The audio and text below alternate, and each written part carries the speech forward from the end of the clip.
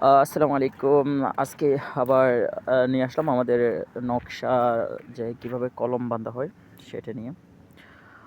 এটা হচ্ছে কলম ৮ রিংয়ের ২ রিংয়ের ৮টা মেইন রড। এটা হচ্ছে ৫০ কলম। ৫০ কলম, তবে ৫০ কলমের মধ্যে আমরা কভারিং রাখছি ৮ সেন্টি।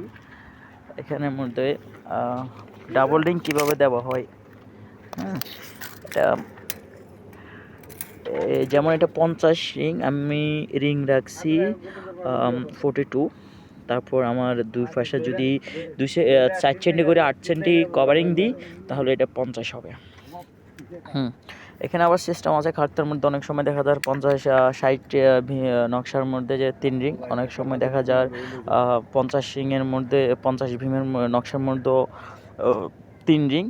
এটা ড্রয়িং অনুসারে যা হয়, তবে আমাদের এটা হচ্ছে ৫০ নকশা। তারপর এটার মধ্যে ৫০ নকশা, কিন্তু ২ রিংয়ের মধ্যে ৮ মেইন রড। আবার অনেক সময় দেখা যাচ্ছে ৫০-এর মধ্যে ১০ থাকে, আবার অনেক সময় দেখা যায় ৬০-এর মধ্যে 10 রিং থাকে, 10 রডের মধ্যে ৩ রিং থাকে।